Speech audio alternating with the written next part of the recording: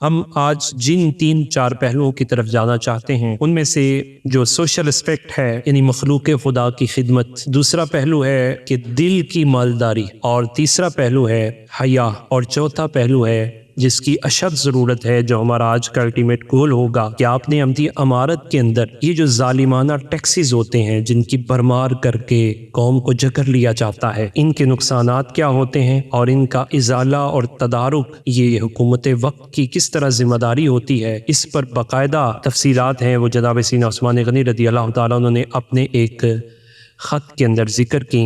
ہم ان چاروں پہلوؤں کو کوشش کریں گے کہ ان کا احاطہ کریں۔ سب سے پہلی بات، مخلوق کی حاجت روائی۔ اللہ تعالیٰ جسے نوازنا چاہے اسے مخلوق کی ضروریات پوری کرنے کی توفیق عطا فرما دیتا ہے۔ ہر بندے دا کام نہیں ہوندا کہ وہ بندیاں دے کام آ جائے۔ اللہ کے ہاں بھی وہی بندہ مقبول ہے جو امت کے ہاں مقبول ہو جائے۔ ادھر یہ بندہ اپنے مالک کریم کے کرم سے مخلوق کی حاجتیں پوری کرتا ہے، ادھر رب تعالیٰ اس کی ساری ضرورتوں کو پورا فرما دیتا ہے۔ کبھی کسی نے سنا ہو جناب صدیق اکبر کے دروازے پر آنے والا کوئی خالی ہو، جناب عثمان غنی رضی اللہ تعالیٰ عنہ کے دروازے پر آنے والا کوئی خالی ہو؟ جہاں یہ نہیں سنا وہاں یہ بھی نہیں سنا کہ کبھی ان کا خزانہ خالی ہوا ہو۔ صدیق اکبر سارا مال لے کے آ گئے لیکن کبھی کہیں آپ نے نہیں پڑھا کہ گھر خالی ہو گیا۔ عثمان غنی رضی اللہ تعالیٰ عنہ اتنا کچھ دے گئے، کیوں؟ اس وجہ سے کہ جو مخلوق کی ضرورتوں کو پورا کرتا ہے رب تعالیٰ اس کی ساری ضرورتوں کا خود کفیل ہو جاتا ہے۔ مصطفیٰ کریم علیہ السلام سے جناب عبداللہ بن عمر رضی اللہ تعالیٰ عنہ روایت کرتے ہیں، وَمَنْ كَانَ فِي حَاجَةِ أَخِيهِ كَانَ اللَّهُ فِي حَاجَتِهِ وَمَنْ فَرَّجَ عَنْ مُسْلِمٍ قُرْبَةً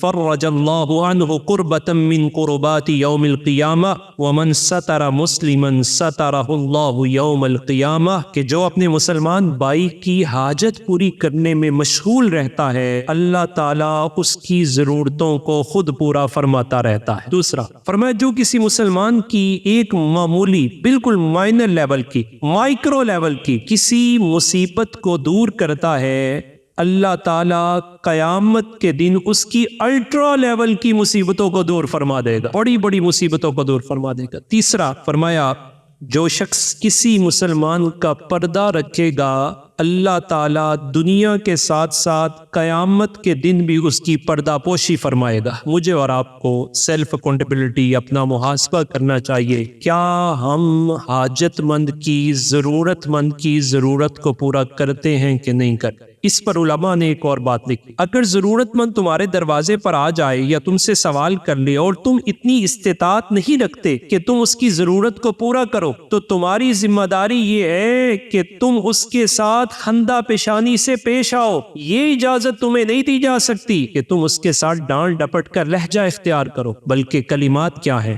تم اسے کو جزاک اللہ خیرہ، جنہیں پنجابی چ کہنے نے اللہ تیرا بھلا کرے، اسے دتکارا نہیں جا سکتا، اس کی ڈانٹ ڈپٹ نہیں کی جا سکتی۔ پھر دوسرا کوئی مصیبت زدہ تمہارے پاس آ گیا ہے، جس حد تک ممکن ہو اس کی مصیبت اور پریشانی کو دور کرو۔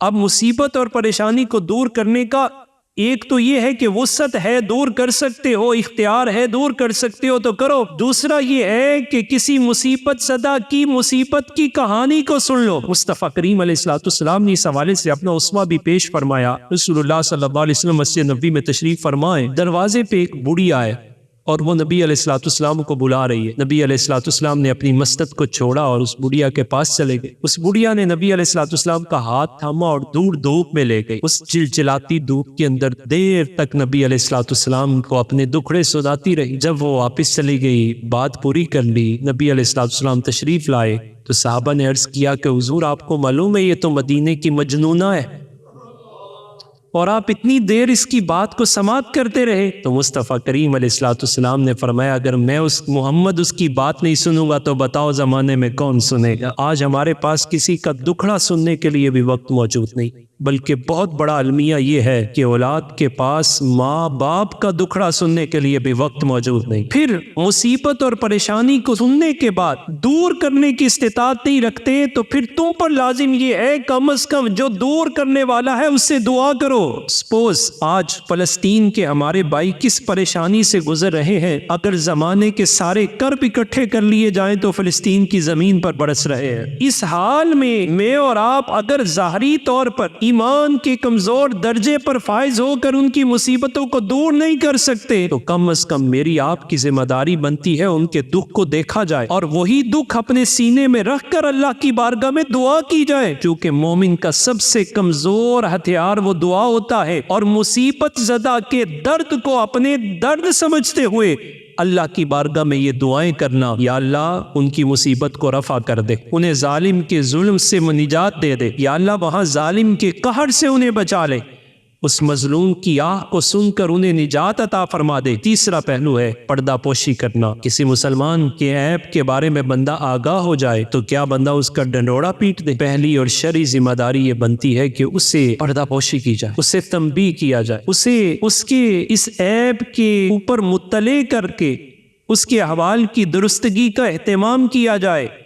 اور کیا خوبصورت سیدنا امام حسن و حسین رضی اللہ تعالیٰ عنہ نے اس کی ایک توجیہ پیش کی۔ آپ وضو فرما رہے ہیں، دیکھتے ہیں کہ ایک شخص وضو درست نہیں کر رہا تو بجائے کریٹیکل پوائنٹ آف ویو سے تنقیدی نشتر چلانے کے جب وہ وضو کر چکے تو اب دونوں شہزادگان وضو کرنے لگے اور اس بزرگ سے کہا ذرا آپ دیکھیے گا ہم میں سے وضو اچھا کون کرتا ہے۔ جب وضو کو دیکھتا ہے تو وہ بزرگ بعد میں کہتے ہیں تم دونوں ہی اچھا کرتے ہو۔ مطلع ہو گئے اپنی اس پر، پردہ پوشی بھی ہو گئی، اصلاح بھی ہو گئی، اور جو ذمہ تھا وہ بھی ادا ہو گیا۔ علماء نے اس تیسرے پہلو پر لکھا کہ خاندان تب ٹوٹتے ہیں جب عیبوں پر پردہ ڈالنے کی بجائے عیب اچھالنے شروع کر دیے جائیں، تب خاندان ٹوٹتے ہیں، معاشرے ٹوٹ جاتے ہیں، ملک تباہ ہو جاتے ہیں، ریاستوں کا نظام درم برم ہو جاتا ہے۔